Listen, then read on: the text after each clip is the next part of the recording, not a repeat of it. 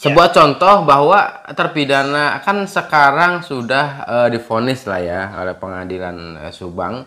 Tetapi misalkan kalau kasus di dalam sebuah yayasan, data fiktif, dana bos dan sebagainya, kemudian terindikasi apakah ini adalah kasus baru yang akan bisa menambahkan nanti vonis kemudian, atau memang hanya sebatas terpidana di Rajapatinya saja, Bang?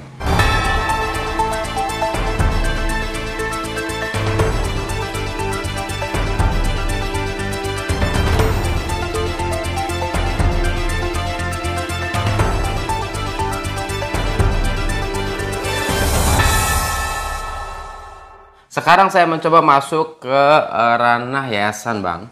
Bahwa yayasan itu kan Bang, ini lagi siap. di warung saya. Siap, sambil ngopi, Bang. Ini saya juga sambil ngopi nih, Bang.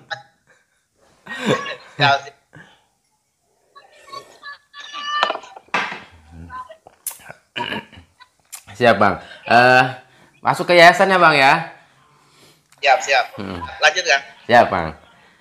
Bahwa terkait yayasan itu kita sudah membaca dan mendengar banyak sekali terkait dengan data fiktif. Hal ini juga diungkap oleh Bapak Surawan langsung di dalam wawancara publik itu, bahwa data fiktif yang dimaksudkan kemudian kita menerka-nerka ya, Bang ya, apakah data fiktif itu misalkan yang terjawab di persidangan itu siswanya tidak ada tetapi bisa dicairkan. Apakah itu? Yang kedua, apakah misalkan SPJ-nya dimanipulasi, misalkan kan bisa saja pembelian itu 100.000 menjadi 1 juta, bisa saja itu kan. Ataukah memang gaji-gajinya yang dimanipulasi, ya kan, dan sebagainya, semuanya dimanipulasi. Artinya kan ini komprehensif maknanya data fiktif ini, Bang.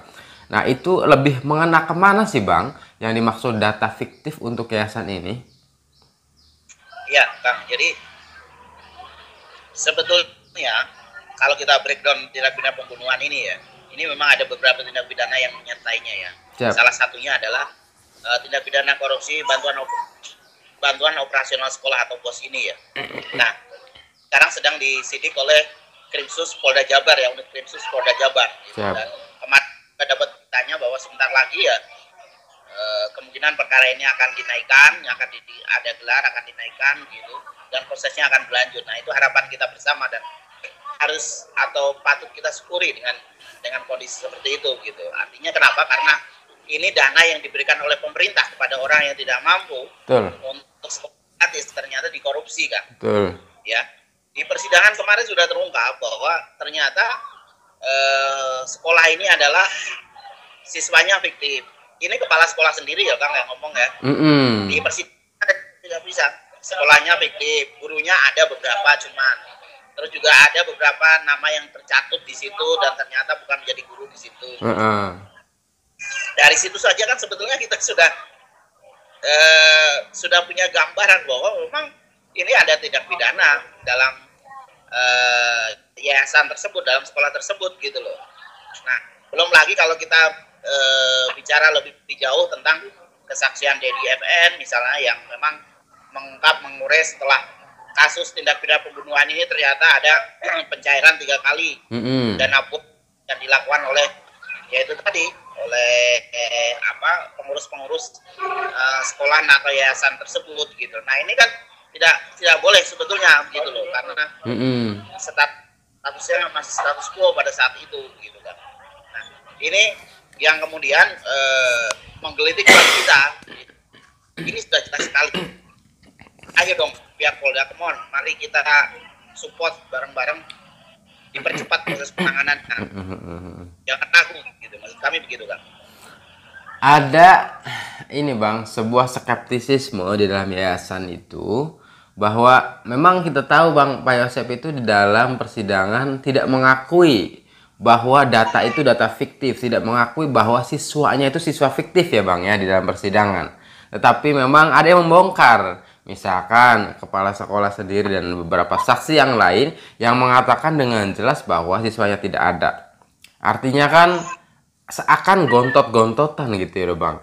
antara misalkan pemilik ada kok siswanya, kemudian dari karyawannya, kepala sekolahnya tidak ada kok dari awal juga ternyata dan sebagainya. Sekarang seakan ada yang ditutup-tutupi kan Bang, gitu kan. Nah, apakah pertanyaannya adalah apakah ada seseorang yang penting di dalam yayasan ini, atau kan kita tahu Bang, ada bahasa misalkan yang tersebar itu TPPU, ya kan, money laundry, ya kan, dan sebagainya, atau misalkan pencairan titipan lah, misalkan bisa aja kan Bang, kalau berbicara data fiktif kan. Nah, apakah ada orang-orang tertentu yang memang menitipkan tersebut melalui pencairan melalui yayasan ini dan sebagainya, sehingga dananya sebenarnya dialokasikan bukan untuk yayasan ini, tetapi untuk orang titipan itu. Bagaimana tuh Bang? Bisa jadi ya, spekulasi seperti itu bisa terjadi Kang ya. Kenapa? Karena ya itu, mengingat besarnya dana hibah, dana bos yang diberikan pemerintah kepada yayasan tersebut, itu tidak tertutup kemungkinan bahwa ada orang yang memang lumayan kuat dan besar yang berada di belakang Yosep ini. Karena sebetulnya kan tidak mudah Kang mengurus dana bos ini. Butuh secara rigid yang kemudian diverifikasi oleh pihak terkait. Ya, ini pun ada direktorat pengawasannya juga Kang gitu. Artinya inspektoratnya itu ada. Dan nggak main gitu loh. Dan kita sama-sama tahu juga banyak tindak pidana yang kemudian terjadi dan kemudian terungkap setelah masyarakat ini bersuara begitu loh. Nah, tidak tertutup kemungkinan ada orang besar yang memang punya kepentingan yang lebih terhadap kasus ini begitu. Karena yaitu tadi kan, mengingat besarnya dana yang memang sering mengucur di yayasan tersebut, dan kemudian mudahnya pihak yayasan ini mencairkan dana tersebut, yang jelas butuh verifikasi yang kuat dan ketat gitu, tapi ternyata bisa dilakukan gitu. Nah, ini spekulasi tersebut selalu ada gitu, dan itu menurut saya sah-sah saja dan masuk akal gitu Pak. Artinya memungkinkan ya Bang ya, kalau ada orang besar di dalam yayasan maupun nitip pencairan dan sebagainya. Memungkinkan. Karena saya dengar juga Bang bahwa ada proyek yang ingin memang membuat pusat yayasan Bang. Pusat Apa tuh? Saya Pusat mendengar yayasan. pusat yayasan dahulu itu ingin katanya membuat proyek pusat yayasan yang jumlahnya itu adalah fantastis lah ya. Tetapi memang karena terjadi kasus akhirnya tidak jadi. Artinya kan kalau memang membuat proyek sebesar nilai fantastis puluhan miliar itu kan berarti kan nggak sembarang Bang. Kalau orang biasa yayasan-yayasan kecil itu nggak mungkin Bang bisa mencairkan dana puluhan miliar itu. Kecuali punya akses yang memang hebat gitu Bang.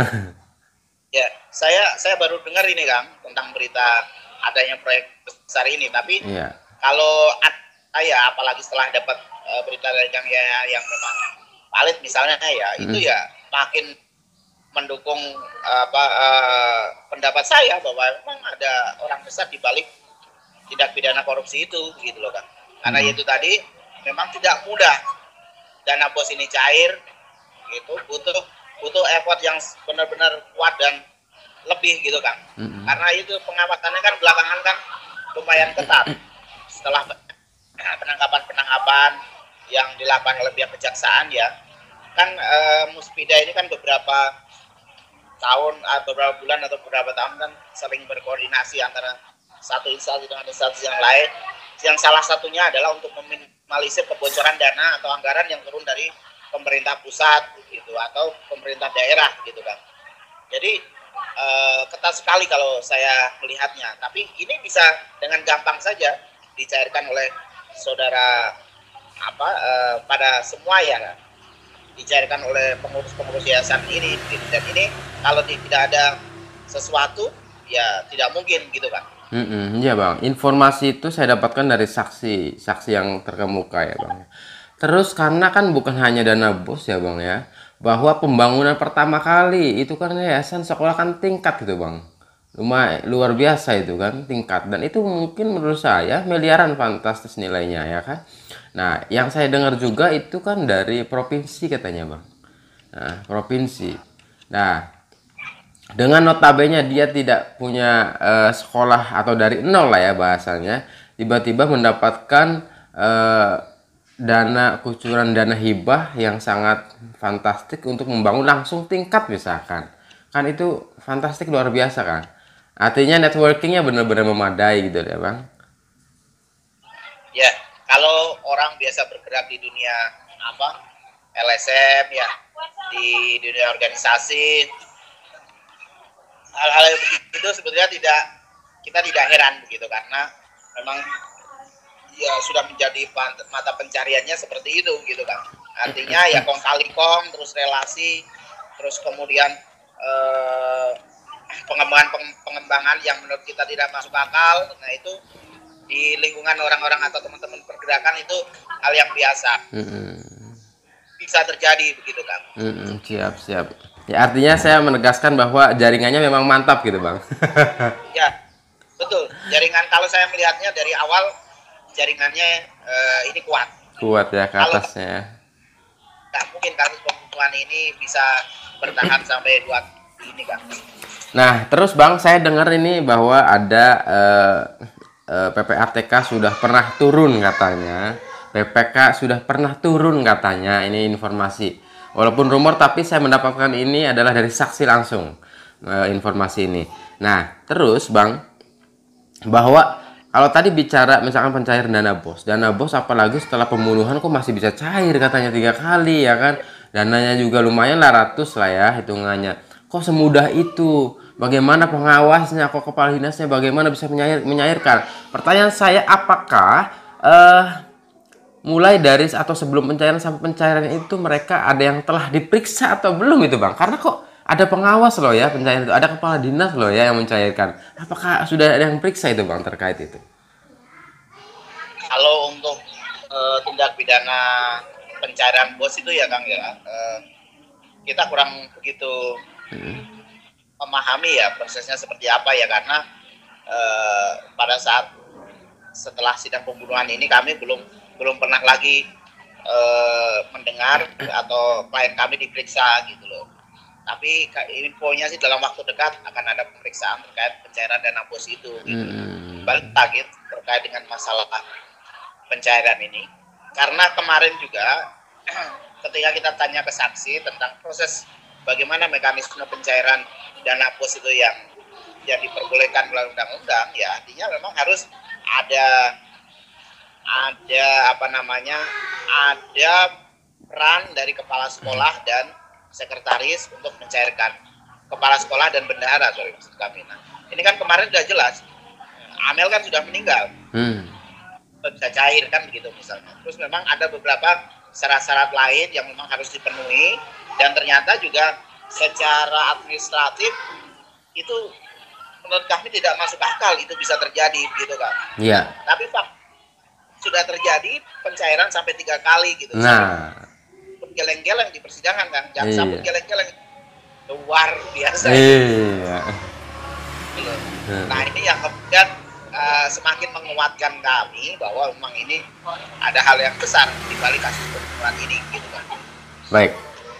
Untuk yayasan terakhir, apakah menurut Abang sendiri ini, yang apalagi yang kemarin sudah hadir, bahwa ada potensi naik menjadi tersangka tidak Bang, di antara saksi atau pengurus dan sebagainya? Kalau saya meyakini bahwa tindak pidana ini jelas terjadi kan, tindak pidana penyalahgunaan dana bos ini jelas terjadi. Jadi kalau sampai tidak ada penetapan tersangka atau pemeriksaan tersangka, pengembangan dari perkara ini, ya kami tentunya akan bereaksi kan. Siap. Karena ini semua itu dana bos itu dana dari pemerintah yang dikhususkan kepada masyarakat yang tidak mampu. Betul. Ingat bahwa kita itu diambil pajaknya untuk salah satunya adalah untuk pendidikan itu, dan alokasi APBN untuk pendidikan itu adalah 20%. Undang-undang mensyaratkan itu loh Kang. Betul. 20%. Ada faktanya ternyata habis buat bayar utang untuk bangunan apa yang sekarang sedang upacara itu Kang. Nah, tapi whatever lah itu kan urusan pemerintah. Tapi maksud saya adalah ketika ternyata tindak pidana penyalahgunaan dana BOS ini tidak dilakukan penegakan hukum secara proporsional dan tepat, kita akan bereaksi. Kita tentunya akan membuat gerakan atau membuat tindakan-tindakan hukum yang dibenarkan menurut hukum untuk bagaimana supaya proses pengusutan kasus pencatatan BOS ini dilanjutkan gitu loh, dan ditingkatkan statusnya menjadi penyidikan gitu kan. Wow, luar biasa Bang ya, akan membuat sebuah gerakan menurut ketentuan hukum ya Bang ya. Andai kata dalam yayasan ini tidak di follow up ya Bang ya. Iya, komitmen kami terhadap penegakan hukum ini adalah menyeluruh Kang, komprehensif. Ya, tindak pidana obstruction of justice dan tindak pidana pencairan ini, itu kan kita sudah buktikan kan dari awal. Pak Tovan juga sudah menginstruksikan kepada kami semua bahwa ayo dibuka semuanya secara menyeluruh. Siapa yang pelaku, dia harus bertanggung jawab. Tidak peduli siapa dia, oknum itu. Equality before the law tadi itu ya, bersama depan hukum. Pertanggungjawabannya juga harus jelas gitu. Nah, itu kita sudah buktikan Bang. Dari awal kasus ini, dari 2001 kita sudah teriak-teriak, kita sudah suarakan untuk diungkap, diusut kasus pencairan dana BOS ini dan OOJ ini gitu loh Bang. Dan taknya kepada pihak kepolisian, pihak kejaksaan, pihak Menko Polhukam dan pihak Presiden untuk menindaklanjuti kasus pencairan dana ini begitu. Dan kami mengajak kepada semua masyarakat pemerhati kasus bank khususnya untuk ayo kita dorong bersama, kita awasi bersama proses penegakan hukum kasus pembunuhan ini serta kasus tindak pidana yang melingkupi tindak pidana pembunuhan ini, yang termasuk adalah OOJ dan penyalahgunaan dana BOS. Oh iya Bang, ada satu pertanyaan dari yayasan ya Bang, tinggalan tadi. Sebuah contoh bahwa terpidana kan sekarang sudah divonis lah ya oleh pengadilan Subang. Tetapi misalkan kalau kasus di dalam sebuah yayasan, data fiktif, dana BOS dan sebagainya, kemudian terindikasi di dalam prosesnya adalah sidik netting katanya, apakah ini adalah kasus baru yang akan bisa menambahkan nanti vonis kemudian, atau memang hanya sebatas pidana di Rajapatinya saja Bang? Iya, jadi begini Kang, pastinya ini kan ada dari antara tindak pidana perbunuhan, tindak pidana obstruction of justice dan yayasan ini pencairan dana BOS ini kan dua tindak pidana yang berbeda kan. Oh siap. Dan kemudian proses pengungkapannya pun masing-masing berbeda-beda gitu. Nah tentunya ini juga akan punya konsekuensi tersendiri terhadap para pelaku itu Kang. Walaupun misalnya pelaku sudah diadili atas kasus pembunuhan misalnya ya, nah dia juga harus menerima akibat atau harus menanggung derita atas pengungkapan kasus pembunuhan, atas pengungkapan kasus misalnya dia harus bertanggung jawab atas kasus OOJ dan cairan dana BOS ini. Itu berdiri sendiri Kang. Jadi pertanggungjawaban hukumnya pun sendiri-sendiri itu nanti. Makanya baik para pelanggar hukum siap-siap untuk tidak bernyak ya pertanggungjawaban perbuatan kalian, karena semua tindak pidana itu berdiri sendiri dan punya akibat hukum masing-masing gitu. Artinya bisa double lagi Bang. Misalkan bisa memungkinkan kalau terbukti yayasan berarti nambah dari yayasan. Kalau terbukti di OOJ bisa nambah dari OOJ. Begitu ya Bang? Pasti itu. Tentunya pasti, kecuali memang tiga tindak pidana ini menjadi satu proses persidangan pada saat yang bersamaan. Nah, itu baru berbeda hasilnya. Jika ternyata pengungkapannya, persidangannya berbeda-beda, nah itu juga pertanggungjawabannya pun berbeda-beda gitu loh Kak. Oh, jadi saya tegaskan kembali, kalau kasusnya itu misalkan Rajapati, OOJ dan yayasan itu digabungkan, maka mana vonis yang lebih tinggi yang akan diambil ya Bang? Ya, jadi sistem hukum pidana kita itu menyerap namanya sistem menganut sistem absorpsi, penyerapan gitu. Jadi pidana yang lebih tinggi itu akan menyerap pidana yang lebih ringan gitu. Artinya yang harus dijalani oleh terpidana adalah ancaman hukumannya lebih tinggi gitu. Misalnya pembunuhan adalah ancaman hukumnya adalah maksimal mati misalnya. Nah, terus kemudian tindak pidana OOJ dan tindak pidana penyalahgunaan dana bos misalnya di bawah hukuman mati begitu. Nah, itu yang akan dijalani oleh terpidana ya yang hukuman mati tersebut gitu. Itu yang disebut sistem absorpsi tadi itu, menyerap pidana yang ringan diserap oleh pidana yang lebih tinggi gitu, Kak. Itu kalau dibarengkan ya, Bang ya. Kalau Subang ini kan dipisah, Bang, antara Rajapati, kemudian Yayasan, kemudian OJ-nya. Berarti kan itu bisa menambah ya dari keduanya, ya, Bang. Ya, betul. Makanya bisa jadi nanti cara untuk supaya meringankan dan seterusnya, yaitu ada langkah hukum lagi namanya gerasi, meminta pengampunan. Kalau gerasi harus mengakui dong, Bang.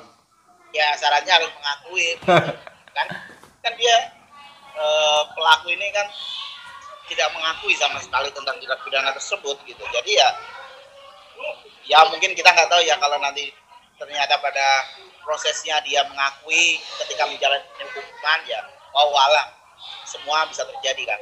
Tapi ya lucu juga ya, Bang ya, tiba-tiba kalau mengakui gitu kan tiba-tiba. Ya, apa sih yang bisa terjadi demi memperjuangkan nasib kan? Kan bisa saja.